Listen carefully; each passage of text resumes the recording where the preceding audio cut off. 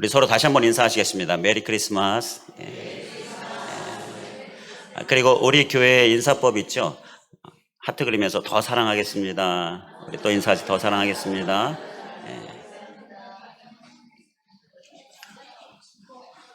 예수님께서 왜 마구간에서 태어나셨죠?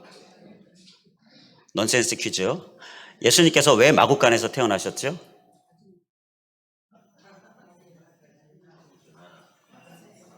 잊어버리셨습니까? 예수님의 어머니가 마리아. 그래서 예수님 마구간에서 태어나셨는데 잊어버리셨습니까? 이거 제가 말씀드린 지 오래되지 않았는데 예수님의 어머니가 마리아라서 오늘은 기쁜 날이라 잠시 웃고 말씀을 나누도록 하겠습니다. 예수님의 탄생에 기쁨이 있습니까? 아멘이시죠. 다들 기쁨이 있으신 줄 믿습니다. 그래서 오늘 동방에서 온 박사들도 기쁨이 충만했습니다. 그래서 그 기쁨으로 무엇을 했습니까? 말씀에서 보게 되면 아기 예수께 엎드리고 또 경배하고 또 예물을 드렸어요.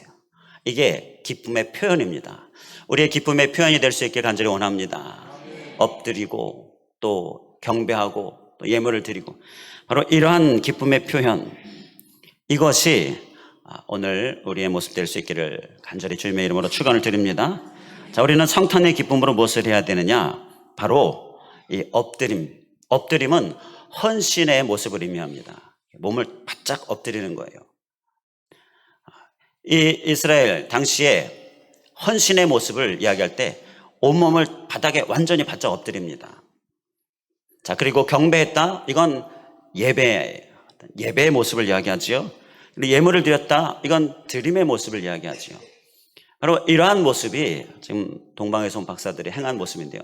다 행한 거예요. 할 수 있는 것은 다 행한 거죠. 박사들은 그들 자신을 드린 겁니다. 이 엎드렸다. 자신을 드린 거예요. 자신을 드림으로 시작해서 또 예배의 삶과 드림의 삶을 고백하고 있는 건데요.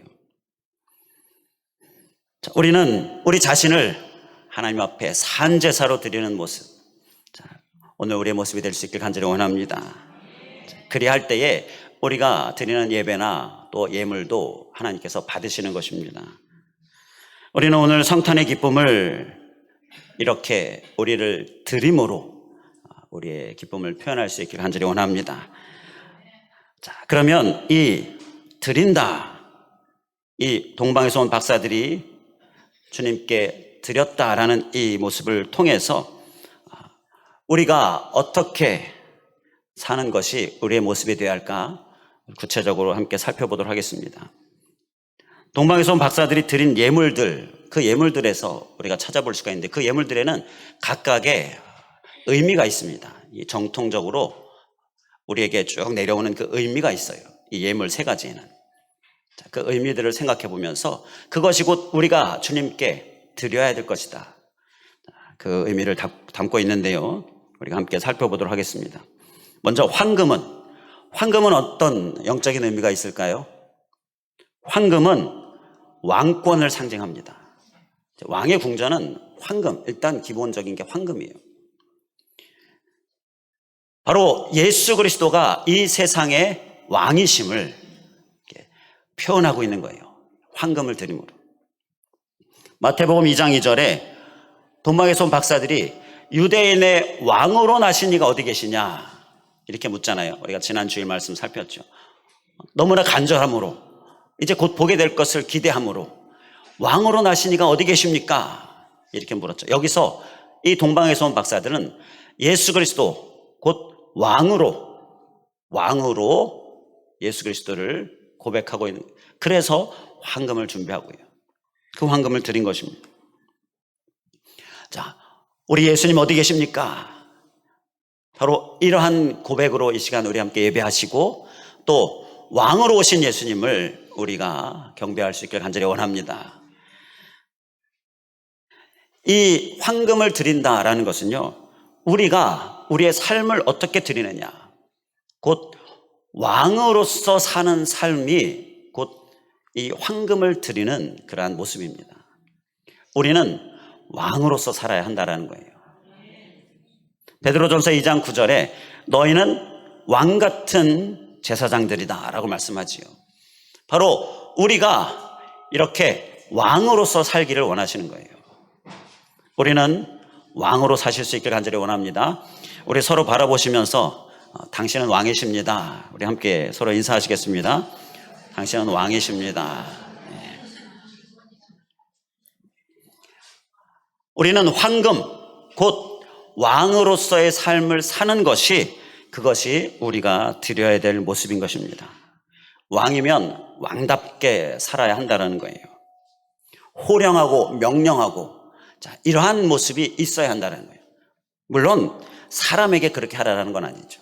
어두운 영 사단을 향하여서 호령하고 명령하는 그러한 왕으로서의 삶을 사는 것이 그것이 황금을 드리는 그러한 모습인 거예요. 우리는 우리를 위하여 이 땅에 오신 예수님 그 탄생을 기뻐하면서 황금을 드려야 하는데 바로 이 왕을 상징하는 이 황금, 그래서 내가 왕 같은 제사장으로 그렇게 사는 삶, 이것을 잘 살아서 그 삶을 드리는 그러한 우리의 모습 될 수 있기를 간절히 원합니다. 왕의 권세를 우리가 받았습니다. 그러니까 예수 그리스도의 이름으로 우리가 호령하고 명령하면 어두운 영 사탄은 우리의 명령에 복종하게 되어 있습니다. 이게 영적인 질서입니다. 신년맞이 특별 새벽기도 지난 주간 중에 승리를 우리가 소망하면서 주님 새해에는 우리가 승리하게 하여 주시옵소서 바로 이러한 소망의 말씀을 나눴는데 그때 나는 왕이다 이 말씀을 나눴죠. 그 나는 왕이다 라는 이 정체성이 우리에게 필요한데 너무너무 미흡하다라는 거예요. 그래서 승리가 잘 안 된다라는 거예요. 승리에 대한 소망은 다 있는데 승리가 잘 안 돼요. 그건 나는 왕이다 이러한 정체성이 미흡하기 때문인 것입니다. 우리는 나는 왕이다 라는 이러한 정체성을 확실하게 마음속에 새기고 이제 왕의 권세를 받은 자로서 이 땅에 왕으로 오신 예수 그리스도, 그 왕 되신 예수 그리스도의 권세를 받은 자로서 어두운 영 사단을 향하여 세상의 악을 향하여서 우리가 타협하는 것이 아니라 호령하고 명령하는 모습, 그러한 모습의 삶이 될 수 있기를 주님의 이름으로 간절히 축원을 드립니다. 이게 바로 권세적인 삶이죠. 왕의 권세를 가진 권세적인 삶이고요. 또 주도적인 삶인 거예요. 끌려다니지 않는 거지요. 예수님께서 탄생하셨을 때 이스라엘 백성들은 어떤 삶을 살았습니까? 이스라엘 백성들은 안타깝게도 로마의 속국이었어요. 로마의 속국으로 노예와 같은 삶을 살았어요. 그러니까 끌려다니는 삶을 산 거죠. 제사장들이 그래서 어떻게 했습니까? 제사장들이 제사장의 어떤 역할을 했습니까? 이 왕 같은 제사장의 역할을 했습니까? 전혀 그렇게 하지 못했어요. 어떻게든지 이 권력을 어떻게든지 계속 유지하려고 로마의 왕에게 아첨하고 또 로마의 왕의 말만 듣고, 제사장은 누구의 말을 들어야 돼요? 하나님의 말씀을 들어야 되잖아요. 그런데 그렇게 하지 못했어요. 헤롯 왕 자신의 권력을 유지해 보려고요, 베들레헴 인근의 2살 아래 아이들을 다 죽이잖아요. 이렇게 어떤 권력의 혈안이 되어 있었어요. 천연공로할 끔찍한 죄를 저지르기까지 하지요. 이게 당시에 이 예루살렘 이스라엘 백성들의 모습이었습니다. 끌려다니고 있는 모습. 그 나라 가운데에, 곧 우리 가운데에 왕으로서 예수 그리스도께서 탄생하셨고요. 그래서 우리는 반드시 황금을 드려야 하는데 곧 왕 같은 제사장으로서의 삶을 꼭 살자라는 것입니다. 그 삶을 잘 사는 것이 주님의 성탄에 감사하며 우리가 황금을 드리는 삶인 것이에요. 나는 왕이다. 왕 같은 모습으로서 이 땅 가운데에 우리가 굳게 설 수 있기를 주님의 이름으로 간절히 축원을 드립니다. 자, 그리고 동막의 박사들이 드린 예물 두 번째가 유향이지요. 자, 유향은 영적인 의미가 무엇입니까? 유향은 전통적으로 보면 거룩, 그리고 그 향기, 그것을 의미합니다. 예수 그리스도의 신성, 거룩하심을 의미해요. 그래서 이 유향은 우리가 거룩과 향기 나는 삶을 살아야 한다. 그것을 삶으로 우리가 하나님께 드려야 한다. 이것을 우리에게 말씀하고 있는 것입니다. 베드로전서 2장 9절을 다시 보면 너희는 거룩한 나라요 라고 말씀하지요. 우리를 향하여 거룩한 나라, 곧 유향을 드리는 삶을 살아야 한다라고 말씀하는 거예요. 거룩은 죄에서 우리가 깨끗함을 받고, 그리고 죄를 멀리하고, 또 죄를 회개함으로 용서함을 받고, 이게 바로 거룩이지요. 자, 이러한 거룩이 또 향기를 드러내는 거고요. 향기는 깨끗해야 나지 않습니까? 더러운 곳에는 향기라고 하지 않고요. 뭐라고 합니까? 악취가 난다 그러죠. 썩은 내가 난다고 하지요. 자, 향기는 깨끗한 곳에서 나는 것이 향기입니다. 곧 거룩, 성결한 삶이 우리에게 필요한 거예요. 우리는 예수 그리스도의 탄생에 우리가 유향을 드려야 하는데, 곧 나의 거룩한 삶을, 그를 통하여 향기를 드리는 삶, 이것이 우리가 꼭 살아야 될 삶인 줄 믿습니다. 우리는 예수 그리스도의 탄생을 기뻐하며 주님께 무엇을 드려야 합니까? 바로 나의 삶을 드리는데, 나의 삶은 악취나는 것이 아니라 향기 나는 거룩한 삶을 드려야 될 줄 믿습니다. 그를 위하여 우리 더러워지지 않을 수 있기를 간절히 원합니다. 예수님께서 탄생하셨을 때 이스라엘 백성들은 어떤 삶을 살았습니까? 더러웠습니다. 외식, 바리새인들 특히 외식, 그리고 탐욕, 제사장들 탐욕, 이러한 더러워진 모습이었어요. 이방에서 온 박사들이요, 향유를 드리면서 거룩과 향기 나는 삶을 드리고 있는데, 정작 이스라엘 백성들은 다 썩어져서 부패하고 탐욕이 있고, 그리고 또 외식이 넘치고, 그래서 예수님께서 막 회개를 외치셨죠. 그리고 성전에 들어가서 채찍을 드시면서 상을 엎으시면서 거룩을 외치셨어요. 청결케 하는 일을 하셨지요. 이게 당시의 모습이었습니다. 오늘날 우리 교회와 우리 그리스도인들의 모습은 어떻습니까? 나는 어떻습니까? 우리는 외식이 없습니까? 이 외식, 습관적인 예배, 이걸 주님께서는 더럽다라고 말씀하시고, 그래서 청결케 하는 일을 하셨어요. 우리는 우리의 신앙생활에 이렇게 더러움이 없도록 거룩함으로 정말 이러한 외식과 습관적인 삶을 이제 떨쳐버리고 거룩으로 향기를 드리는 삶이 될 수 있기를 간절히 원합니다. 또 탐욕, 이것으로 우리가 더러워지지 않을 수 있기를 원합니다. 우리의 행실에서 또한 더러움을 철저히 제거하면서 하나님 앞에 거룩함으로 향기를 드리는 삶, 우리의 삶이 되기를 주님의 이름으로 간절히 축원을 드립니다. 자, 그리고 또 동방에서 온 박사들이 드린 세 번째 예물은 모략이지요. 이 모략이 또 우리에게 말씀하시는 영적인 의미가 무엇입니까? 이 모략은 예수님의 십자가의 죽으심을 상징합니다. 마태복음 15장 23절에 모략을 탄 포도주를 주었다라고 말씀해요.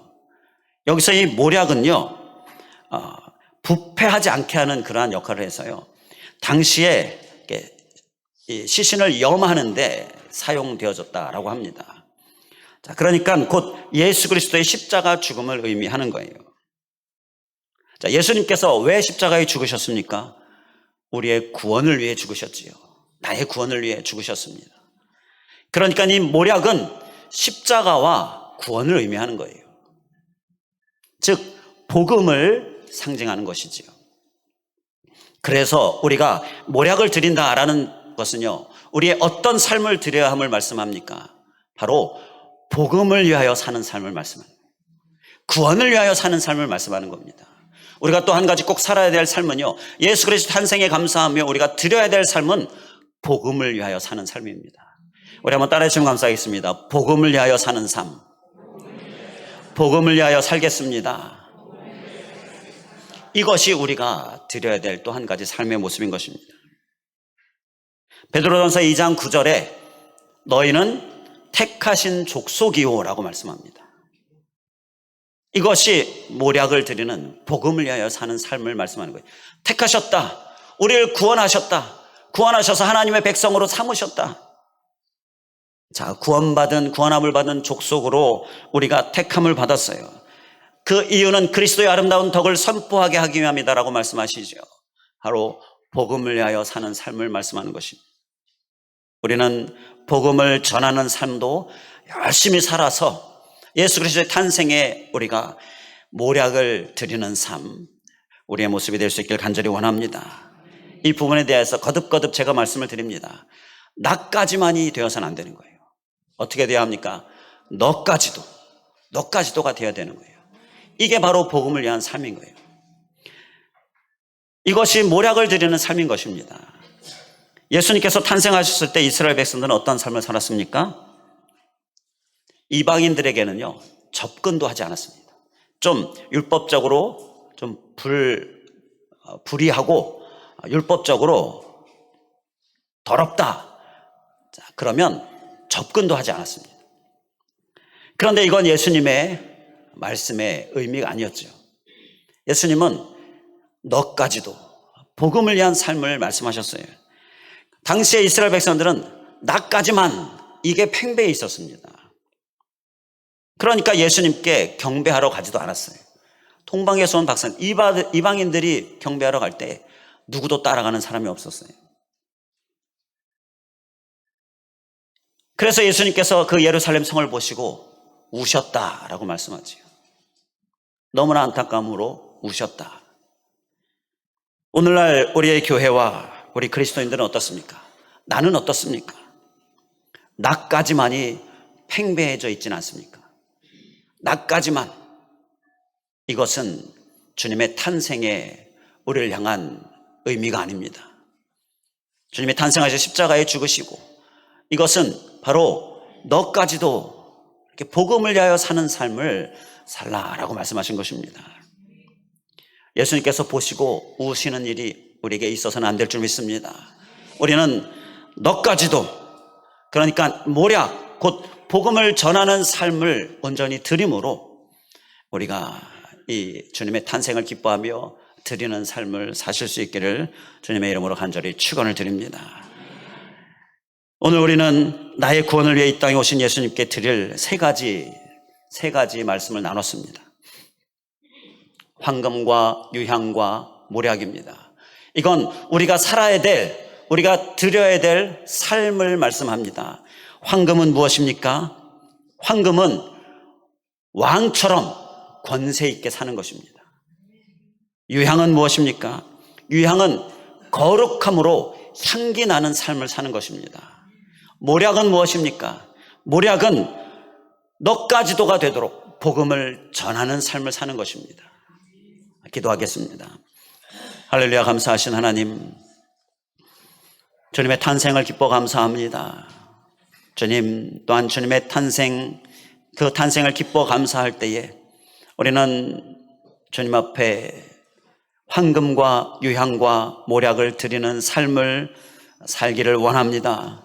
주님, 황금 곧 정말 왕 같은 권세 있는 삶을 살아야 하는데 끌려다니고 타협하고 하나님 세상을 눈치 보고 하나님 이제 이러한 삶을 우리가 떨쳐버리고 호령하며 어두운 영을 향하여 명령하며 왕 같은 권세 있는 삶을 살 수 있도록 인도하여 주시옵소서.